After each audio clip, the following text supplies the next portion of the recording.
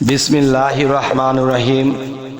হে সমস্ত জগতবাসী, আজ আমি শামীম আলী চিশতি আপনাদের সামনে যে আলোচনাটি নিয়ে হাজির হলাম, সে আলোচনাটি অবশ্যই খেয়াল করে শুনবেন।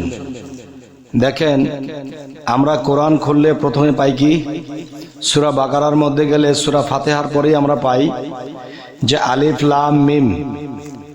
এই আলিফ লাম মিম যে বিষয়টি, এই বিষয়ে অন্য আলোচনা করা হলেও আজকের আলোচনাটি একটু ব্যতিক্রম।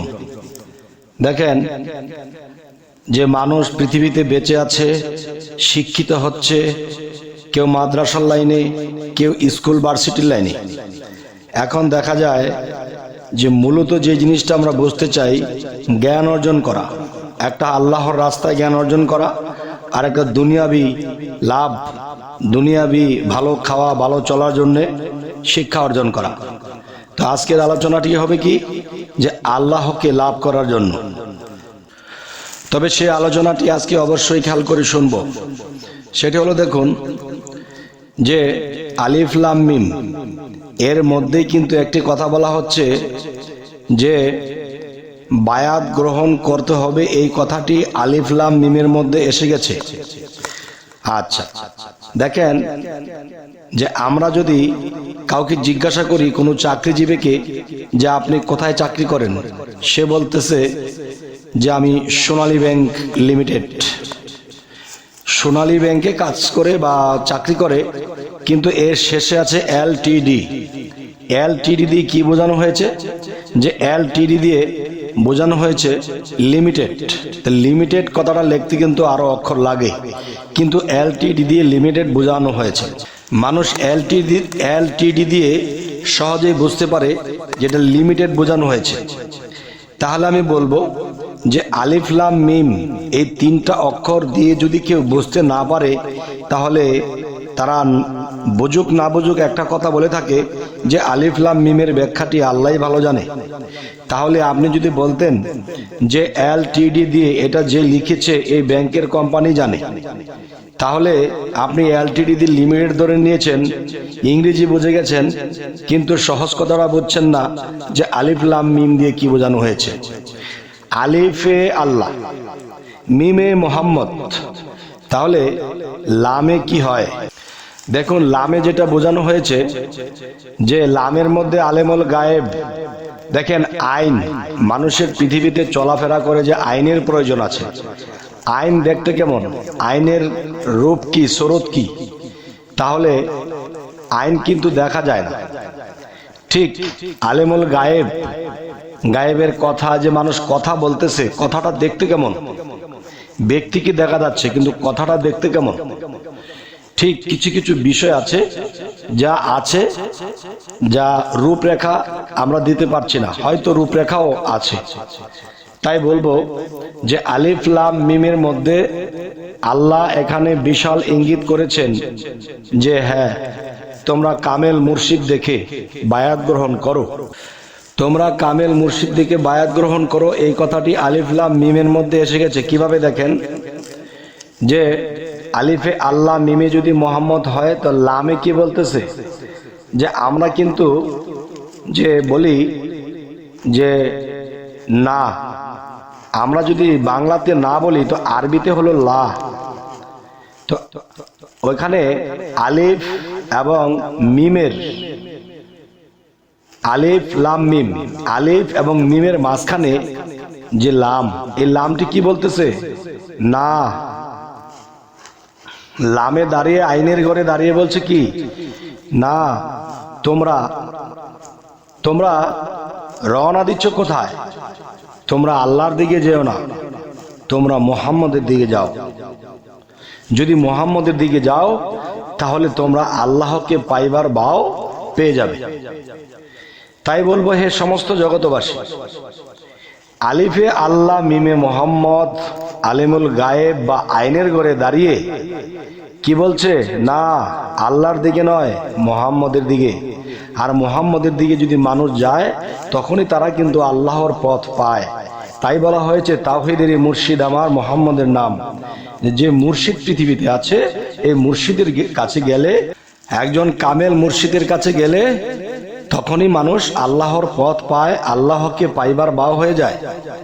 তাই বলবো, হে সমস্ত জগতবাসী, যে আলিফ লাম মিমের ব্যাখ্যা আরো আছে, তবে আমি যেটি করেছি এটি কি আপনাদের মন মতো হলো? যদি মন মতো হয় আমাকে জানাবেন, আর যদি বলেন যে না এটা নয় সেটা, তাহলে অবশ্যই কমেন্টে লিখে দেবেন। তাহলে আমি বুঝবো যে হ্যাঁ, আমার থেকেও আরো বুঝনেওয়ালা জ্ঞানী চতুর লোক আছে। আচ্ছা, তবে দেখেন আলিফ লামের ব্যাখ্যা আরো অনেক রকমের আছে। দেখেন, আমরা যদি পৃথিবীতে সাধারণত দেখা যায়, বাংলাদেশ একটা ছোট দেশ, এই ছোট একটা রাষ্ট্রের মধ্যে একটা রাষ্ট্রপতি থাকে, একটা প্রধানমন্ত্রী থাকে, তার সাথে আমার সরাসরি এখন এই মুহূর্তে যাই দেখা করা সম্ভব নয়। তাহলে আমরা সরাসরি এই সমস্ত বিশ্ব জগতের মালিক, বিশ্বের বাহিরে যা কিছু আছে সমস্ত কিছুর মালিক তিনি, তার সাথে সাক্ষাৎ করা, তাকে দেখা, তার সাথে কথা বলা, এটা কি এতই সহজে? না, এটা সহজ তখনই হবে যে নবী রাসূলদেরকে পাঠানো হয়েছে। সেই নবী রাসূলদের সাথে যখন সম্পর্ক করা হয়েছে, সেই নবী রাসূলদের সাথে যখন থেকে তাদের শিক্ষা নিতে শুরু করেছে, যখন তারা চৈতন্য হয়েছে, তারা পাওয়ারশীল হয়েছে, আল্লাহর প্রেমে প্রেমিক হয়েছে, তখনই কিন্তু সেই নবীর উসিলাতে আল্লাহর সাক্ষাৎ অনেকেই পেয়ে গেছে। তো সেই নবুয়ত এখন খতম। এখন কি বলা হচ্ছে? এখন বলা হচ্ছে তাওহীদের মুর্শিদ আমার মুহাম্মাদের নাম, যে একজন কামেল মুর্শিদের কাছে যাইয়া যখন বায়াত গ্রহণ করবে, তখন সেই উচিলায়, সেই শিক্ষায়, সেই প্রেম ভক্তিতে কোনো একদিন সে আল্লাহর সাক্ষাৎ পেয়ে যাবে। সুবহানাল্লাহ। যাই হোক, এই সমস্ত জগতবাসী, যে আজকের যে আলোচনাটি করা হলে যে আলিফ লাম মিম এর ব্যাখ্যা, যদি কোনো মুফতি, যদি কোনো আলেম বা যদি কোনো মাওলানা সাহেব এই ব্যাখ্যাটা জানেও, তারপরেও কিন্তু তারা বলে না। যদি এটা ভেঙে বলতে যায় তাহলে কিন্তু বায়াত গ্রহণ করতে হবে। আর বায়াত গ্রহণ করলে তার সমস্যা কি? আল্লাহই তো বলেছে সূরা কাহাফের 17 নম্বর আয়াতে, আল্লাহই তো বলেছে সূরা ফাতাহ 10 নম্বর আয়াতে, যে হে রাসূল, আপনার হাতের উপর যারা হাত দিল তাদেরকে বলে দিন তাদের হাতের উপরে আমি আল্লাহর হাত আছে।